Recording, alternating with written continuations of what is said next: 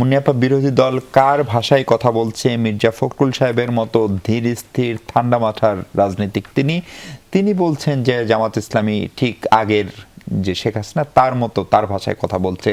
প্রধানমন্ত্রীর বিশেষ সহকারী রাশেদ বলছে এনসিপি যা করছে সেটা জামাতের মস্তিষ্ক প্রসূত। এত দায় কেন জামাতের উপরে পড়ছে? আচ্ছা, আমি তারা কোন ভাষায় কথা বলছে বলার আগে বলবো যে মির্জা ফখরুল সাহেব এবং আরও যারা এই কথাগুলো বলছেন তারা কিন্তু সেই স্বৈরাচারের কায়দায় কথা বলছেন। এটা আমার প্রথমত কথা। আর দ্বিতীয়ত হচ্ছে বিরোধী দল, সেখানে এনসিপি 11 দলীয় জোট যারা আছে তারা জনগণের ভাষায় কথা বলছে। এটা হলো আমার এক কথায় উত্তর। কারণ আপা যেটা বললেন যে সংসদে বিষয়গুলো কথা হয়নি, আমরা তো সংসদে কথা বলে এসেছি।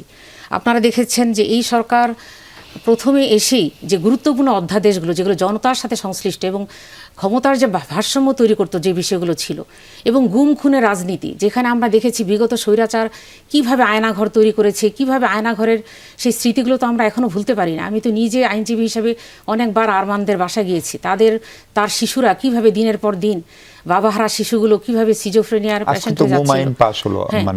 তাহলে এই যে গুম খুন, মানবাধিকার কমিশনের যে অধ্যাদেশ, বিচার বিভাগীয় স্বাধীনতা, যেটা আপনারা 55 বছর ধরে এটা চাচ্ছে, এটা তো জনতার দাবি। তারপর হচ্ছে সুপ্রিম কোর্ট সচিবালয়, সেটা ল্যাপস করা হলো। দুর্নীতি কমিশন, এরকম আপনি দেখেন গুরুত্বপূর্ণ কমিশনগুলো ল্যাপস করা হয়েছে।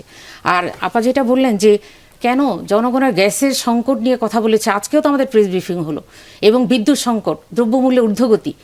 এবং আমরা দেখছি যে এই সরকারকে আমরা কখনো চিন্তা করিনি যে স্বৈরাচারের কায়দায় আবার সে আগের মতোই দুর্নীতি, প্রশাসনকে দলীয়করণ, আপনি দেখেন চাঁদাবাজি কিভাবে প্রকাশ্যে হচ্ছে। এবং এই যে চুক্তি নিয়ে কেন আলোচনা করলেন না? থার্ড টার্মিনাল কাকে দিবে কেন আলোচনা করলেন না? সৌদি আরবের প্রতিরক্ষা জোটে এগুলো আমাদের সংসদে আলোচনা হয়েছে এবং সামনে সংসদ আছে, সংসদীয় ভাষায় আলোচনা হবে। এবং আলোচনা হয়নি ফিল্ডে যেটা হচ্ছে আমাদের জনতার দাবি। আর যেহেতু এটা জুলাই মাস, স্বাভাবিকভাবে জুলাইয়ের আবেগ, 2 বছর হয়ে গেল, জুলাই যোদ্ধা এখন আহত যারা আছে তাদের চোখ নেই, পা নেই, তারা এখনো ট্রিটমেন্ট তাদের পরিপূর্ণ হয়নি। সেই ক্ষেত্রে সরকার এই ক্ষেত্রে কেন এত ধীরগতি অবলম্বন করছে এবং সংস্কার নিয়ে যে প্রতারণার মূল্য ঝুলিয়ে রেখেছে, তারা বলছে অক্ষরে অক্ষরে পালন করবে, অথচ তারা সংস্কারের দিক থেকে তারা কোনোটাই করছে না।